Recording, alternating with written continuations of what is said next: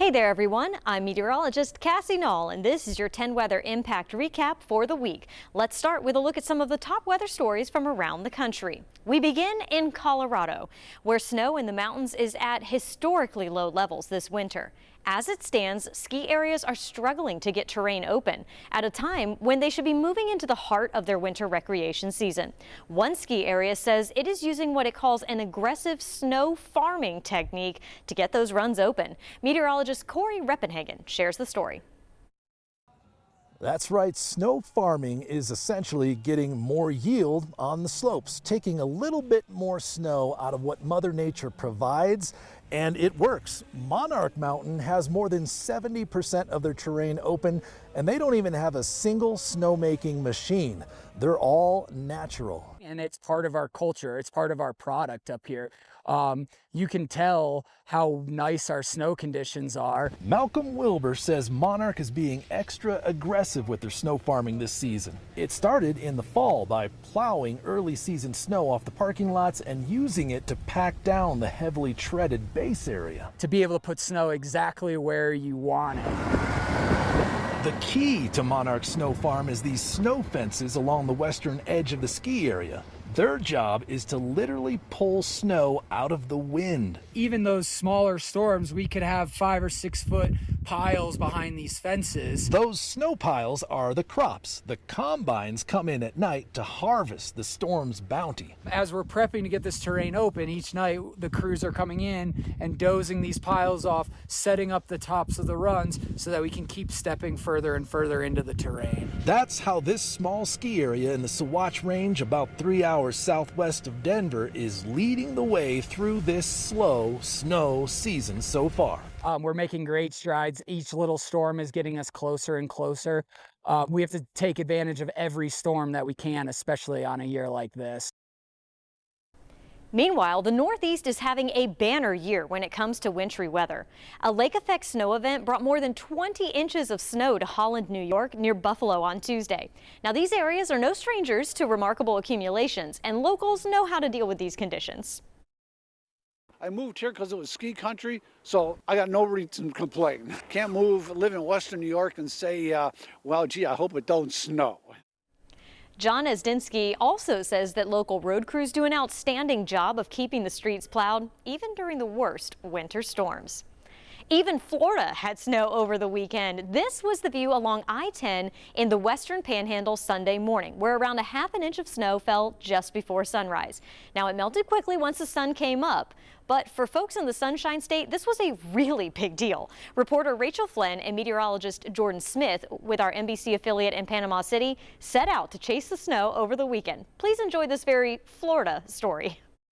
News Channel 7 got an early start Sunday morning to see if we could catch the snowfall passing through the panhandle. Jordan and I are on our way to Bluntstown to see the snow, and it's already changing.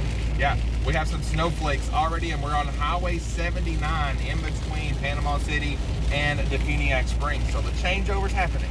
The snow quickly accumulated in Defuniak Springs, surprising travelers and causing mixed reactions. Kind of surprised more than anything, and not very excited about it. I mean, we live in the South, so it's not something we look forward to. As you can see, there's snow collecting on the ground, and this is the second year in a row that we've seen snow in the Panhandle.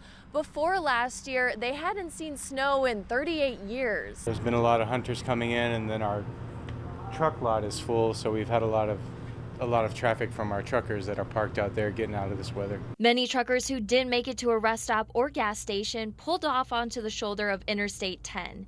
Signs along the highway warn drivers of possible ice conditions. I'd seen the forecast, but in Florida, with snow, you don't really expect it till you see it. It looked like a snow globe in Chipley. Chipley is located right here in the middle of your screen here. But these flakes are massive. As we arrived just in time to see the flakes fly, melting as soon as they touched the ground. Driven in hurricanes, I've never driven in snow. But the flakes that are falling, me and Rachel were talking as we were driving in, it's like snowballs almost that are falling from the sky. I was really surprised to see this much. Usually you never see this much in Florida, so I was quite surprised to see this much, and it looks like it might be trying to stick a little bit, so If it does that, that would be odd also. We've all heard of rain dances, but a snow dance in Florida? What are you doing?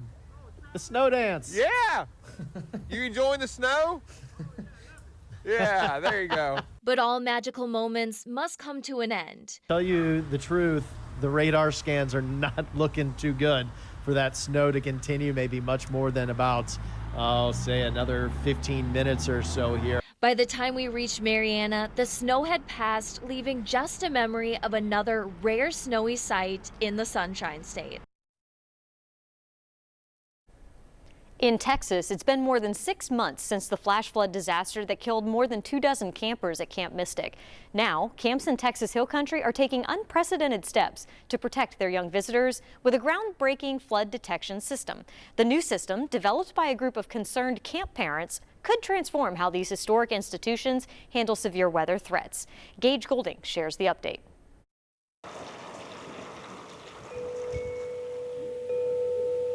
Before this was a camp, this was just a dammed up lake that was like a fishing, swimming hole. Even under an overcast sky, it isn't hard to see the beauty in this place. A sort of peaceful paradise where wind chimes play a melody and leaves dance amongst the trees. And this is where my father would teach the girls fishing. Britt Eastland is talking about his late father, Dick Eastland, the owner of Camp Mystic, and among the more than 130 in the Hill Country who died early that July 4th morning. Camp Mystic became the epicenter of the aftermath of the Texas Hill Country floods. 25 kids and 2 camp counselors didn't survive the floodwaters that night. Britt was here, but at the higher camp, Cypress Lake. As we were watching over the girls here, we were fortunate this camp didn't flood.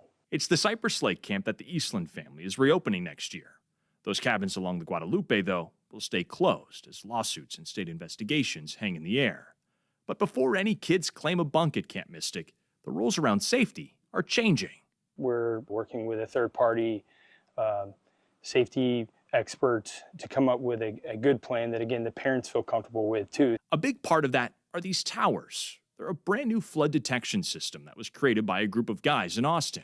We're all dads. In fact, several of us, our daughters go to camp together. We know where the threat is coming from. We just don't know when. Like, why has this not been solved?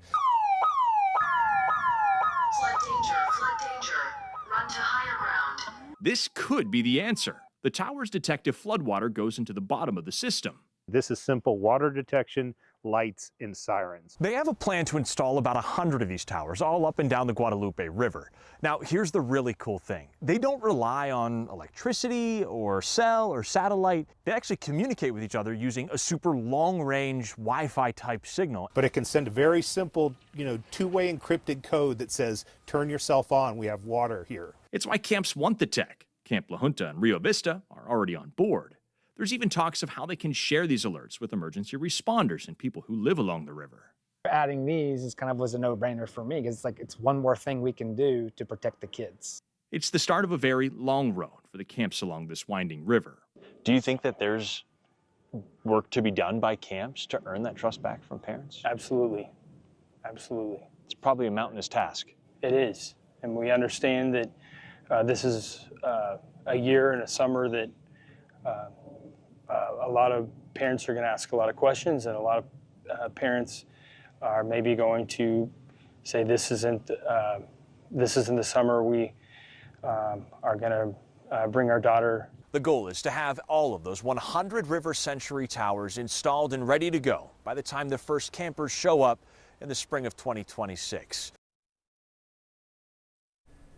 Back here in East Tennessee, a new post-disaster report in Cocke County is a cautionary tale about responding to a historic storm. Leaders hope it will serve as a helpful guide for future emergencies. Lauren Lovett spoke to leaders as they broke down what went right and what went wrong during the response to floodwaters triggered by the remnants of Hurricane Helene. It's hard to tell, but just over a year ago, this entire area was underwater. Even with the time that's passed, county leaders are reflecting on their actions and figuring out what changes need to be made to protect people in future emergencies and the next once-in-a-thousand-year event. It's a 200-page document detailing the successes and failures that occurred on September 27th, 2024. I critiqued every detail of this thing where my agency was responsible for something. Emergency Management Agency Director Joe Esway spent 9 months writing the report.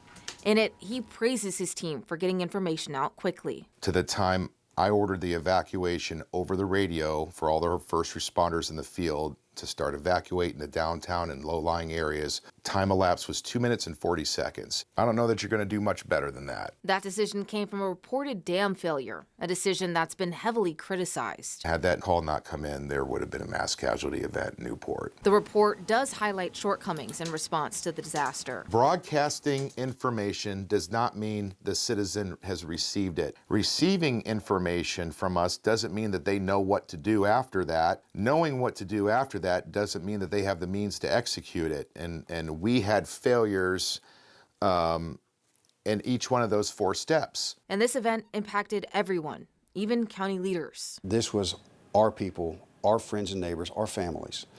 And